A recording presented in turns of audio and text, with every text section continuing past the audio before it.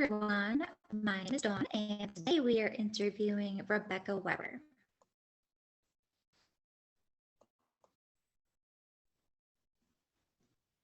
Hello, Rebecca. Hi there. Hey. So you just came, or you have a book out called The Painter's Butterfly. Is that right? Not out yet. It was just signed by Sage's Tower Publishing. So I'm not sure when the release will be, but um, in the not too distant future. Awesome. Well, can you tell us a little bit about it? Sure thing. Painter's Butterfly is an upper middle grades magical realism fantasy story about a girl named Nova who discovers a magical easel that can bring paintings to life. And Nova is a 12-year-old orphan, and she's been passed around from home to home. So she's never really known what it is to have a family. So the story is kind of dealing with these artistic themes, but then also like like some bigger themes like grief and loss and family and love and so on. So it's just a combination of all of those. Oh my gosh, you said the word orphan, and I'm like, oh my gosh, when is this book coming out? I have to read it. I have to make sure she's okay. Yeah, right. And it's funny because when I started writing Painter's Butterfly, the inspiration for Nova came from my younger sister. So I take her very much to heart through the whole story. She's very near and dear to me. So the fact that it will actually see the light of day means so much, and it exceeds my greatest expectations. So I'm very excited to have people read her story and bond with her the same way I have. So is it based on a true story? Is it based on your sister's story? Not necessarily a true story. It's actually a really funny story as to why I started writing it. My sister, when she was younger, was an enormous fan of Johnny Depp, and she wanted to meet Johnny Depp against all odds. So she knew that I loved to write, and she said, "You know what you need to do? You need to write a story that involves a preteen girl and a middle-aged man so that I can act in a movie with Johnny Depp." And ironically enough, I'm like, okay, well, the character obviously has to be an artist because my sister's an incredible artist. And for her to get a part like that, oh, you would have to be able to do the art. So Right. that's kind of what brought Nova to the surface of my mind. And then I sat on the idea for 15 years. And when COVID hit, was when I really dedicated myself to actually writing it because I was stuck at home. So it's nice that it's finally on the page now. I've learned a lot in the last year about this whole process. I've always loved to read, but I had no idea what goes into getting a book on the actual shelf. So it's been a learning curve. Absolutely. So, you said you started really writing it when COVID hit. So, how long did it take you to, let's say, write your first draft? I'd say I really started tackling it January of 2020, but I didn't write daily until probably mid-March of 2020. And then it was from mid-March to the end of May. So like 2.5 months of daily writing to get it down on paper for the first draft. And then I don't even know how many times I've been through it to revise it. I said I need somebody else to read it because after reading it like 3 or 4 times, it's like I'm not even seeing the story anymore. So I've been really lucky. I've had a lot of supportive people who've read through it for me.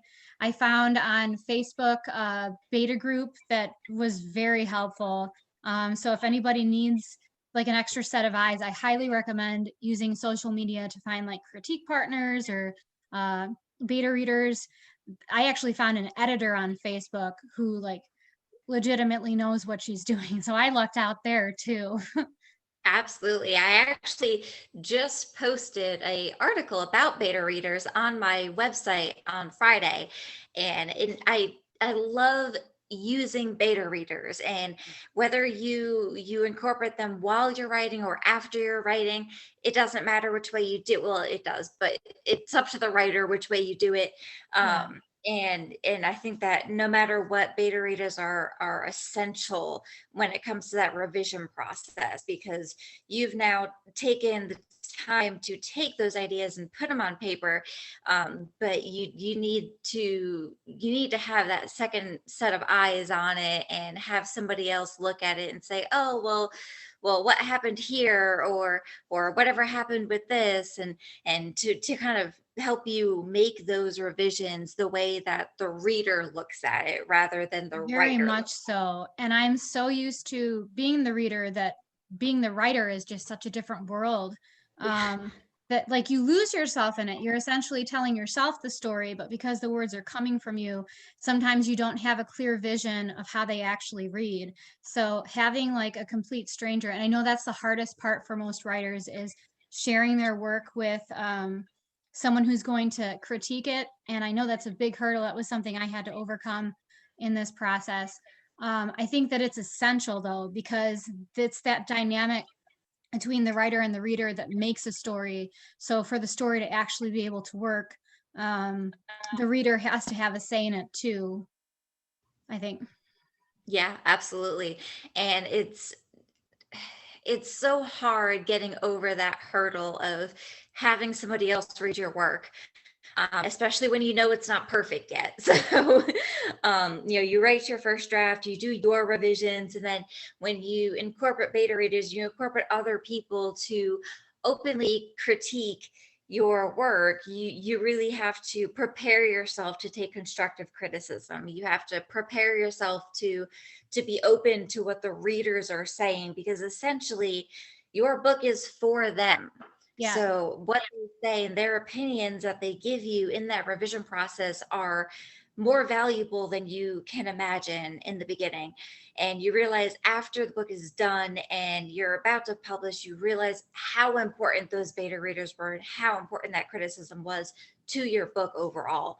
And I think that especially for new writers, that hurdle of overcoming having somebody else look at your work for the first time, it is difficult, but it is incredibly valuable and it is necessary.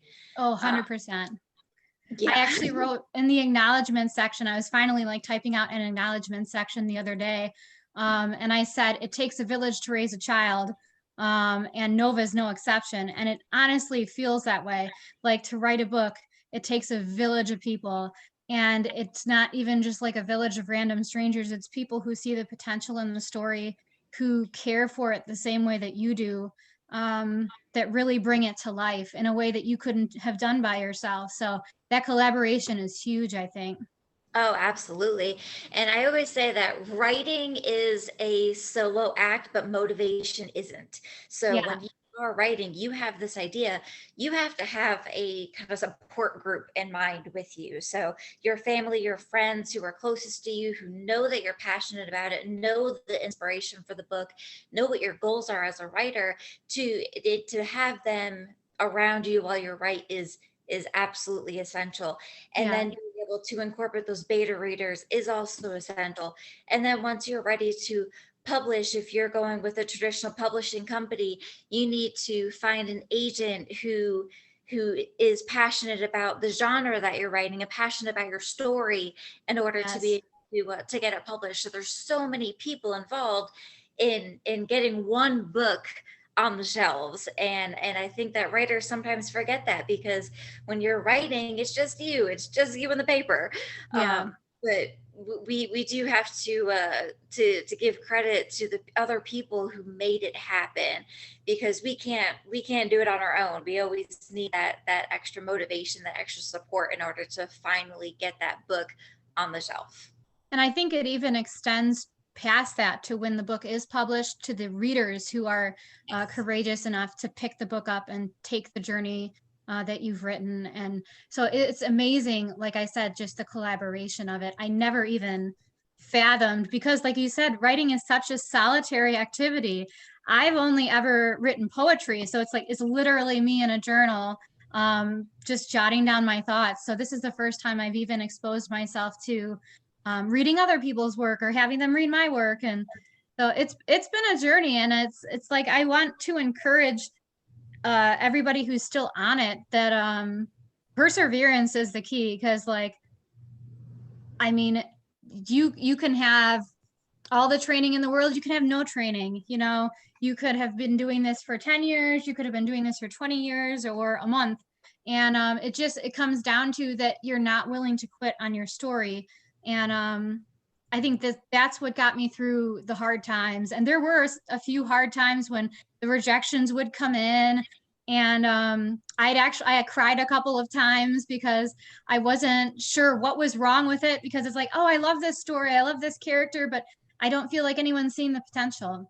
So it's like, just be prepared. It is going to be difficult, but at the same time, it's totally worth it in the end. And if you stick with it, your book will see the light of day. So Absolutely. And it's that in itself is inspiring for me. I mean, I've been writing since I was a kid. I probably have 40 something books outlined that I haven't pursued yet, that I haven't sat down to write. And it's because it's the perseverance. You have to you have to be able to write every day, to be able to sit down and take that time to really dive into writing that first draft. And it's something that I think a lot of writers struggle with. They have this idea in their mind, and either they don't have the time to write, or they're afraid to write.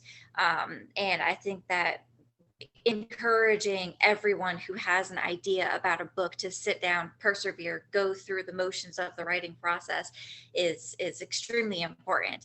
And that's kind of my reason for having this YouTube channel. So yeah, exactly. And I love the idea of a YouTube channel that focuses on unpublished authors. I think so often the focus or attention is shifted to people who already have books on the shelves, and unpublished authors have as much to say as anybody else. So I love that this is an outlet for everybody who's writing or learning to write, or hoping to one day be published. I think that's great. So I'm happy to be able to do an interview with you and support your YouTube channel. oh, it makes me really happy, because I am that person. I am that author that hasn't been published yet. So I really, and that's what I really want to encourage other writers to do. If you are writing a book, you are an author, whether you are published or not, and you have to be able to claim that title. And I think claiming the title as an author, whether you're published or unpublished, is essential, because you have to know who you are as a writer in order to persevere through all of those steps, to know what your end goal is, and to be able to work towards it. And I think that's incredibly important, to be able to work through each step of the writing process. Each part is going to be difficult, and each part is going to be different for every writer, for every author. Did you have any specific part of the writing process that you really struggled with? I think just having the belief in myself to be able to sit down and put it on the page, because like I said, I'd always written poetry, but I'd never tackled like actual like fiction, like a novel. And so I didn't have that confidence, like, oh, you know, what are my words worth? It's like, I've not practiced at this. I want to do, and it came down to, I want to do the story justice. I know what it's like in my head, and I want to be able to translate it in an effective way. So sitting down every day, I sat down at the same time and I made myself write. And one of the, I think, best motivations that I had to do that, I read the book Bird by Bird by Anne Lamott. And that was fantastic encouragement, because she talks about like, all you have to do is write like an index card worth of material on any given day. There's no standard that says it has to be longer than that. And everybody is capable of doing like a tiny little index card of writing in a given day. So she really helped.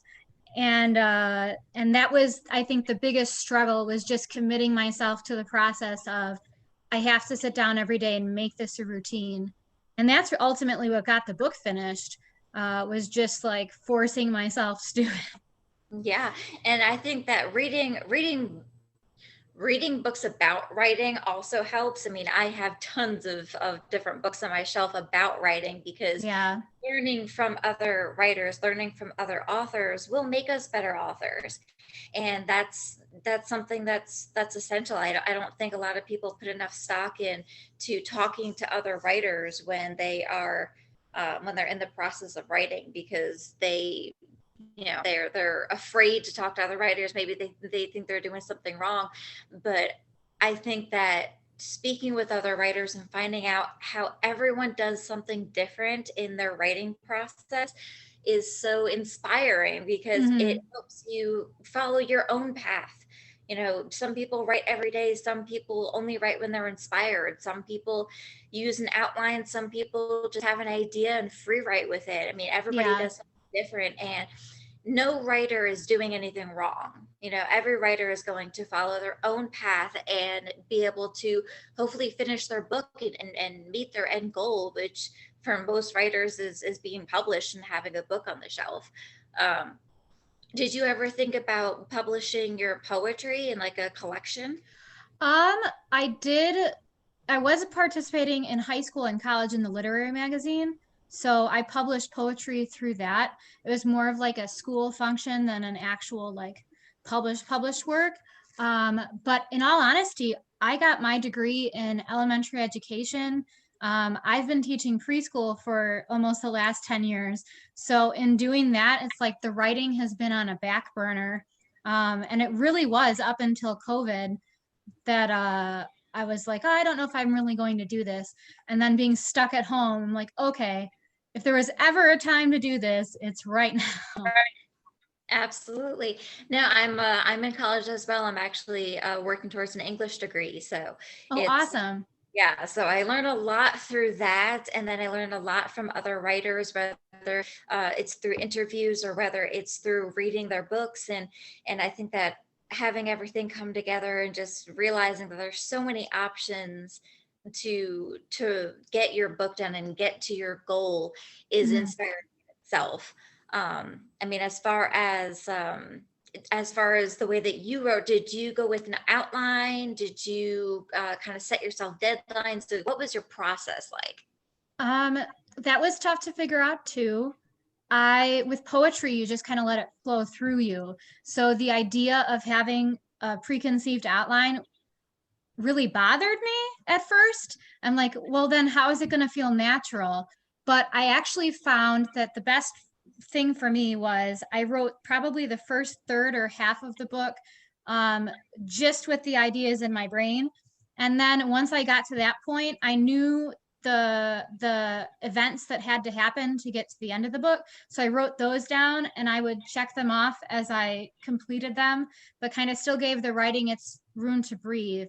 So it's like a combination, sort of like a hybrid. And I know everybody's different with it. I think that as I go forward with more of my story ideas, I'm probably going to outline more because they're getting more and more complicated. And to keep track of them, I'm going to need to have something written down. So that's on the docket. Gotcha. Yeah. So you kind of wrote it out of order. So you didn't kind of write from beginning to end. You kind of Mhm. wrote the major scenes and then kind of connected everything. I thought about it for, like I said, for 15 years, it was in my brain. And so I knew the big scenes that were the clearest to me that I wanted to write down. And then I just kind of worked on connecting the dots with the actual story, like what made the most sense. Um, and yeah, there was no like official outline or anything like that, but I did have some key points that I wanted to hit in the story that really helped to guide me through it. Yeah, and I find that there's, even with if you use a detailed outline for one book, if you start running a different book and it's a completely different not even a different genre, just a different complete storyline, you may not want to use an outline. You may just want to use some major plot points. Like Yeah. your way of writing is going to vary for each book. Just because you are a writer doesn't mean that you need to follow one process for everything that you write. Yeah. Everything you write is going to require a different process because it's a different book and it has a completely different theme to it. It never even occurred to me before. It's like, oh, well, this is how I write. And it turns out, no, that's not how I write all the time. Sometimes I write different than that. And I actually am super excited because I got this book. Um, I ordered that the other day and I started reading it, to Save the Cat. And I think that that's ultimately what I'm missing is that having that knowledge of story structure and everything, because I've read so many books, I can kind of come by it on my own, but it would be nice to see it like how it's supposed to be. It would be nice to see it how generally people think stories should be structured in a very rigid way, so that I can kind of translate into that into my process. And I'm excited to finish reading that book. That's I kind of wish I would have taken more English and writing classes in college, because I really love learning that end of things too. Yeah, no, I completely agree. Actually, on my website, I wrote an article about story structure. So That's great. I it, gotta go check out your website. You've got there all you the info. go, but yes, I mean, story structure gives you a good foundation. And I Mhm. think building off of that, creating your own writing process from that basic story structure is extremely helpful. You know, you start learning the way that most books follow this path, and that's the way that most readers are used to following a book. And then be able to build your writing process off of that and branch out from it, and be able to kind of create your own writing process, your own writing structure Mhm. that, I think is always a good foundation. Um, so as far as your writing, you wrote every day. Did you create deadlines for yourself as far as having a certain amount of words or a certain chapter or a certain scene done by a certain time? What motivated you to keep going?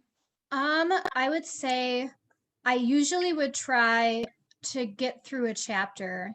I tend to hold myself to really high standards, so I've learned over time that it's better not to have a deadline, because if I have a deadline and I don't happen to reach it that day, I'll beat myself up a little bit about it. So I think just having that in mind to, okay, I'm going to sit down. It doesn't matter how much I write. If it flows, I'll write more today. If it doesn't flow, I'll just get a paragraph down. I think having that forgiveness for yourself, for myself, made a big difference too. Um, because otherwise, you're just always going to end up feeling disappointed, like you haven't done enough. And that's not healthy at all. So, Yeah. No, I completely can see that. I mean, I'm a deadline person because I need to know what my goal is. I need to know I yeah. have to have, the first chapter done by the end of the month, so that I can make my own schedule and work my schedule around that. But not everybody's like that. I mean, just Yeah. like we are opposites when it comes to deadlines, but we both are authors, we're both writers, and we're both right. I mean, it Yeah. does And it works for both matter. of us. It's like Yes. whatever you need to get those words on the page, that's what you should do. Yeah. Bottom line, no I mean, that's argument. the ultimate goal, is to get the idea in your head onto the paper. No matter what way you do that, that is the ultimate goal. And that's what I really want to stress to aspiring writers, is that there's so many different ways to write. And there's no failing in writing. There's only feedback. There's only learning. And I think that that is essential for writers to know, whether they're published or unpublished, whether they're working on their first novel or their fifth novel, is to know that your writing process is going to change, and your writing process is going to be different from everybody else. And that's perfectly fine. Yeah. It's like Because I think who's creating these unrealistic standards that everyone's going to have the same process, because that's not how anything in life works. Everybody does everything differently, and writing is no exception. So, there is no one size fits all process for writers. Just like a lot of things in life, everyone is different, so everyone's going to write differently. Now, when you were writing, did you have a space that you would write every day, like a quiet, uninterrupted space, or did you kind of just write wherever you were at that time? How did you do that? I wrote the majority of the book. We actually moved in July. So I wrote the majority of the book before we moved, and I would write in my office because I have a really comfy purple chair. I love the color purple. So everything throughout my house is purple, but I have a really comfy purple chair, and I'd sit in the chair and I'd type on my laptop. I think that typing works better for me because it's faster, and I can get the ideas down quicker. But yeah, that really, my office is like my haven. It's where I'm at right now. It's got all my books in it. I love to look at the books. Sometimes I'll just zone out and look at my books, because I'm totally like a book geek. So that's my happy place. Me too. I think everyone who's going to be watching this is probably a book geek also, so we're all in good company. I think a lot of writers start out as readers, and I Mm-hmm. think it was Stephen King who said, if you want to write, you have to make time for reading. Like Yeah. that's where you're going to, that's how you're going to learn how to write, is by reading different stories and seeing how different stories unfold, and then be getting in there and writing and practicing and owning your craft is going to propel you into transitioning from a reader to a writer, because those are two different mindsets that you need in order to be an author no matter what. And trust me, I'm a book geek as well. I have so many books on my shelves, it is unreal. And I do the same thing. I like when I'm writing, I like to be surrounded by my books. It just inspires me. Yeah. And I need that quiet space, that uninterrupted space to write, but I want to be surrounded by my books. They're like friends. Yeah, they're like cheering you on almost. And I know that Exactly. a lot of the books that have touched me the most have had moments here and there, like emotional moments, that usually I'll pull that emotion from that book and say, this is what I want to get across in my story. Um, and then try to translate that in a different way than what the original author did, but maintaining that emotional connection with it. And I think finding inspiration in other people's work is the best way to go for me, because I've not been able to read enough books to satisfy myself. And you never will. No, I don't think so. I think that's going to be a lifelong goal, but it'll never happen. Absolutely. I mean, I completely agree with that. I think that a good way of inspiring yourself to work every day, to write every day, is to read every day and to Mhm. read the genre that you're writing. So Yeah. if I'm working on my nonfiction books, I'll read a chapter of a nonfiction book that I like. If I'm writing fiction, I'll read a couple chapters of a fiction book that I like. My favorite fiction book ever is Tuesdays with Maury by Mitch Albom, and it is my absolute favorite story. But I also am a Harry Potter fanatic. So Yeah. depending on what I'm working on that day, like I read something that has kind of the same emotional feel to it. So I kind of get myself into that mindset and into that emotion, and I think that's what really inspires me to get started writing every day. And I think writing every day is difficult for a lot of people because you need Yes. that perseverance, you need that schedule, you need that self discipline, and that inspiration. I mean, if you have a set time that you're going to write every day, how do you know that you're going to be inspired at 5 o'clock every single day? Yeah. I think a lot of people don't realize that you have to inspire yourself. Hmm. If you only write when you're inspired, you may only write 5 times a year. So you have to be able to inspire yourself to get Hmm. into that habit of writing every day. And never thought I would get there. That was one of my biggest fears with getting into the routine of writing daily, was like, okay, the inspiration's not going to come, because I like that natural feeling of flow that comes when you're writing. And I was convinced that if I forced myself to write, it wasn't going to happen. But I will say, the further along I got in the process, like let's say after the first 2, 3 weeks of forcing myself to sit down, it was almost like an exercise, like a muscle memory, where your body kind of just kicks into gear and you're like, okay, this is where I was at and this is where I'm going.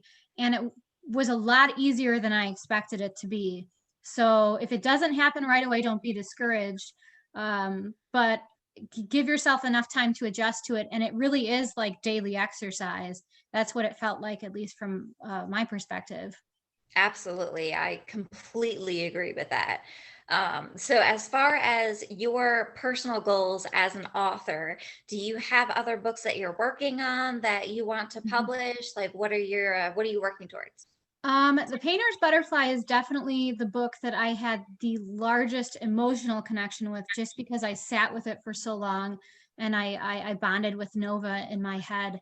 But I have a list on my phone of different ideas. It's like even snippets of like an idea or a word. It's like, I don't know what story could come from this, but this is super cool. So I kind of want to save it. But right now I'm actually working on another middle grades novel about the art of falconry.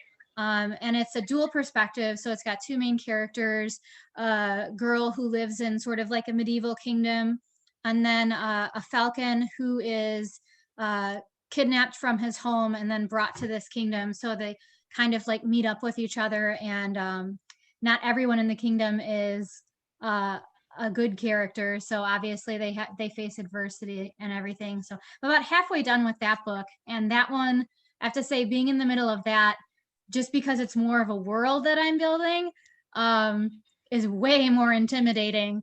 So it's like I've been making more and more notes as I go, trying to keep everything straight and everything. Absolutely. World building in itself is very intense. It takes a lot to create a completely different world and then build a story in that world. And all of that process is incredibly difficult. I mean, I think that the one world building story that I've been working on for many years, because I'm always making adjustments to the world and how it works and where things are located, and all of that before I even jump into placing a story there. So, and I actually read that J.K. Rowling had the same problem when she was Mhm. creating Harry Potter. It was the whole world building that she had to create first, but she also built more of the world as she wrote, and Yeah. that to me is just an amazing inspiration. Um, but to know that there are other writers who have the same problems, we're not alone. Yeah, I think it's totally. definitely I think it's definitely important. And whether you're world building or trying to get into the habit of writing every day, or figuring out what your writing process is for each project that you're working on, I think it's definitely important to know that other writers are dealing with the same things, Hmm. and that it's important to keep going, to persevere through all of the difficulties that will come up, because writing and being an author is so valuable, not only to your readers but also to yourself. And I think that being able to accomplish saying that you're an author, being able to write your books, is extremely important. Sorry, that's my dog in the background. Okay, I have two. They're in the other room for the same exact reason. He's been quiet this whole time. Aw. um, but yes, and I think that that's essential in knowing that with all writers, there are other writers who are going through the same thing, and that we can learn from each other. And that's the whole purpose of this YouTube channel, is to be able to help other writers be inspired and persevere through everything. Is there anything that else that you would say to aspiring writers or other authors that you want to put out there? Actually, yes. Some of the best advice that I got, and it's hard sometimes to keep up with all of it, but to get active in writing social media, just for that exact reason, where you can surround yourself with people who are going through the same process as you, so you can have that feeling of belonging. Because a lot of the time, writers do feel alone. It's like, you'll think, oh, I'm the only one who is experiencing this. Nobody else has to deal with this stuff. But then, like, I joined Twitter, I joined the beta groups on Facebook. I found some critique partners. It's like having that support system is something that everyone has access to, that can really provide the motivation you need to keep going. And so I would recommend taking full advantage of the resources that we have in this day and age, and joining Twitter. I'm amazed at how, as a platform, quickly Twitter grows. Oh I yeah. It's completely different than Facebook. I've been on Facebook since like the beginning, but I didn't join Twitter until July of 2020, and everyone was just so crazy welcoming. And there's just people you can ask any question to. Like if something comes up you're not sure about, you can message another author, and everyone's really open and generous. And so I highly recommend spending some time getting to know other writers, because I think that in the long run, that is the difference between a book that maybe gets shelved and a book that you stick it out and will eventually be published.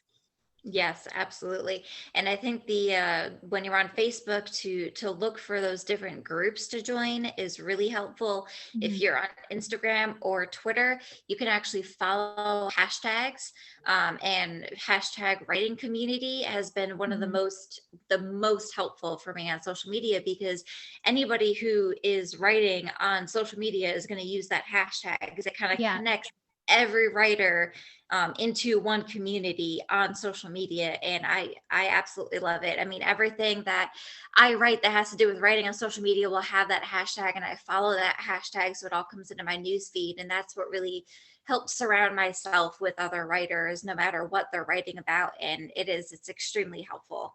um, I can't even imagine like how it was before the internet, before you had that communication back and forth, when it was people sitting in a log cabin in the woods alone and trying to figure out if their work would ever see the light of day. Like, it's crazy how much it's changed, but I really do feel fortunate that this is the time that we live in, and we can take advantage of that.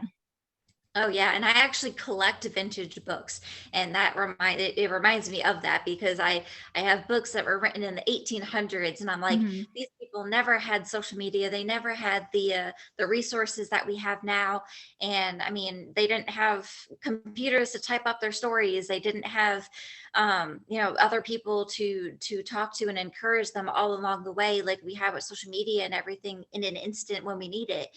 Yeah. And they still wrote, they still finished these books, they still published these books. So I think that that in itself is inspiring, because it Mhm. shows that even if you don't have all these resources, there are people who can inspire you to persevere through everything. But we do have these resources, and having them, being able to take advantage of them is just kind of an extra bonus to Yeah. boosting your motivation. There's literally no reason that a person cannot succeed at writing if it's something that I honestly believe that if it's something they set their mind to, there is nothing stopping you. It might take longer than you want it to. It might take more changes or more negative feedback than you necessarily want it to. You might have to grow as a person to get there. But in the long run, it's like whether or not you can ultimately decide whether or not you're going to continue that process until you become published. And that Right. is so empowering to realize that it's ultimately up to you. Yes, you have the power to decide if you are an author or not. And that in itself should be empowering and inspiring. And I think that knowing that the people who are published said the same things to themselves before they were Yeah. published, it kind of helps connect everybody together and just inspire everyone. And I think you can learn so much from other writers, and they can help you be inspired and help you stay motivated and help you persevere through your book. And I hope that this interview and this YouTube channel helps other writers do that. So I hope uh, so too. That would be great. It would yes, be a nice that's kind of feeling to my know that goal. other people feel supported. Yes. Um, so I really appreciate you taking the time to interview this, the first interview I've ever done. So it's exciting for me too. And if anyone's interested in the Painter's Butterfly, hopefully sometime in the next year, I'll have more information about like the actual release. And I can't wait to read everybody else's stories too. Like, that's the fun part is, oh, I get a ton more books. Great. Absolutely. And I can't wait to read your book, because the story plot in itself is incredibly capturing. And Thank um, you. I can't wait for that to come out. So I'm definitely gonna be following you on social media to keep up with when that release date is. And I'm very thankful that you were able to interview me. Yeah, I mean, I loved being a part of it, and I recommend that if anyone else has any advice, that they also join in and reach out to writers through interviews. I think that's something that I searched for when I was writing. And like, oh, well, what does this person think? What does this person think? So if you have the confidence to do it, I recommend make a video and help everybody out. Absolutely. Well, thank you so much. And I hope you have a great day. Thanks, you too. Take care. You too. Bye. Bye.